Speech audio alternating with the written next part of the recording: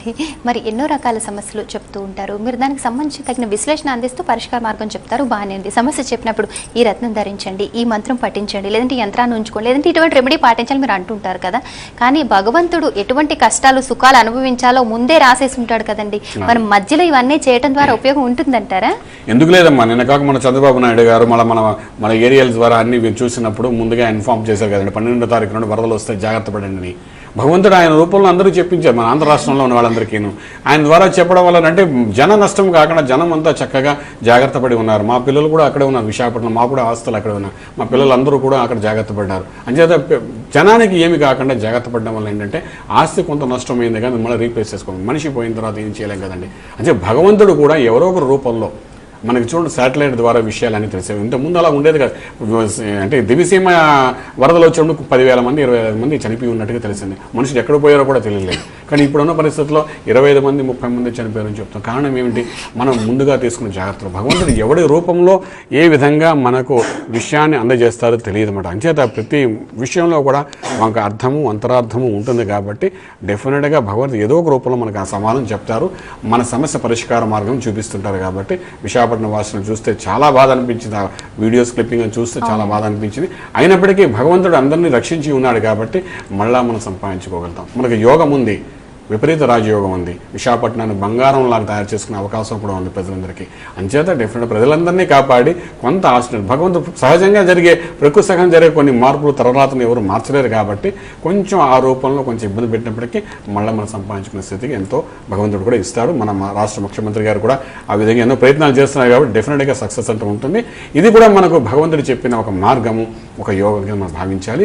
ఏ యోగమైనా ఏ శాపమైనా తర్వాత వచ్చేది యోగమే. అంచేత ఆ విధంగా అనుకుంటూ మంత్రసాధన చేసుకుంటూ స్వయం శక్తితో ఎవరైతే పైకి రాగలుగుతారో వాళ్ళందరికీ మంచి మార్గం కనబడుతుందని చెప్తాం. ఓకే అండి, ఒక కాల్ తీసుకుంటామండి. నమస్కారం, మీ పేరు? హలో, నా పేరు ఇందిరాదేవి అండి. డేట్ ఆఫ్ బర్త్ చెప్పండి. 16/11/1967. 16/11/1967. సమయం చెప్పండి. సమయము తెల్లవారుజామున 4 o'clock. 4 గంటలకా అండి? తెల్లవారుజామున?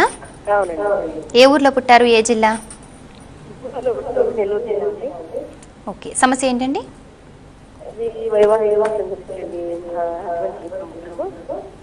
ఓకే అండి, మీరే మాత్రం చెప్పండి అమ్మా, ఏంటమ్మా సమస్య?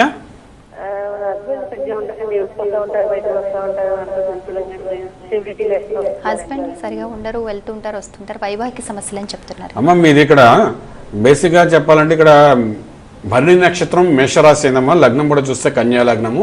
ఈ కన్యా లగ్నానికి శుక్రుడు యోగకారకుడే కానీ కన్యా రాశిలో శుక్రుడు ఉండడం నీచ స్థితి అని చెప్తున్నామా. అటువంటి నీచ స్థితిలో ఉన్న శుక్రుడు శని యొక్క దృష్టి కూడా పడడం, ఇవి రెండు మనకంటే వైవాహిక జీవితంలో ఇబ్బంది పెడుతున్నామా. అనుకోని కొన్ని సంఘటనలు కూడా జరుగుతాయి వైవాహిక జీవితంలో. దీనివల్ల మానసిక ఒత్తిడి కూడా మీకు కనబడే అవకాశం ఉంది, జాతకంలో కనబడుతుంది. ప్రస్తుతానికి దశ ప్రకారం చూసిన 2007 నుండి రాహుదశ నడుస్తుంది. అందులో కూడా అంతర్దశలో శని ప్రభావం కనబడుతుందమ్మా. ఇక్కడ ఏంటంటే 2015 మార్చి వరకు ఈ సమస్యలన్నిటికీ మీరు ఎదుర్కోవాల్సి వస్తుంది. ఆ తర్వాత నుండి కొంత మార్పు వచ్చే ఒక గ్రహాల అనుకూలత కూడా ఉంటుంది. మీరు చేయవలసిన 2 పనులు. మొట్టమొదటి మీరు చేయవలసిన అంటే బుధుడికి సంబంధించిన పచ్చాను రత్నం పెట్టుకోవడం, శ్రీ వెంకటేశ్వర స్వామి వారికి దీపారాధన చేయడం చాలా అవసరం పడుతుందమ్మా. ఈ దీపారాధన అంటే స్వామివారి యొక్క పటం ముందు చక్కగా దీపారాధన చేసి ప్రతి శనివారము ఉదయం లేచి సాయంకాలం ఉపవాస దీక్ష చేసుకుంటూ నారాయణ అష్టాక్షరి మహామంత్రాలు ధ్యానం చేసుకుంటూ సాయంకాలం స్వామివారికి నైవేద్యం పెట్టి ఆ నైవేద్యం తీసుకోవడం. ఒక కర సేవ, ఏదైనా స్వామివారికి ఇష్టమైన ఒక మంచి సేవ కర్మ అనేది చేసుకుంటూ ఆవిడకి స్వామివారికి ఇష్టమైన గోసేవ, అటువంటి గోసేవ కానీ చేసుకోవడం ప్రయత్నం చేస్తే ఈ 3 నెలల్లో కొన్ని మార్పులు వస్తాయి. ఆ మార్పుల వల్ల కొంత యోగం కూడా వచ్చే అవకాశం ఉంది. వైవాహిక జీవితాన్ని కొంత పునరుద్ధరించు చేసుకోవడానికి అవకాశం ఉంది. అటువంటి ప్రయత్నం చేయండి, బాగుంటుంది చెప్పుకుందాం. పూర్తి వివరాలకు సంప్రదించండి Sri Vedamata Gayatri Jyotishalayam, Brahmasri Mantha Suryanarayana Sharma, lake view apartment, 4th floor, Chitrapuri colony, Khajaguda, Delhi public school ప్రక్కన, నానక్రామ్గూడ, హైదరాబాద్ 5,08,000. Phone numbers 8855559147, 8855559148, 9963267500, 9396772133.